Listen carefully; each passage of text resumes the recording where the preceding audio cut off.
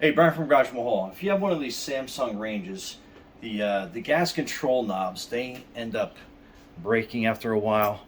So you can tell like the plastic breaks, then you're left with this little piece that may or may not be on the burner control. So I found these.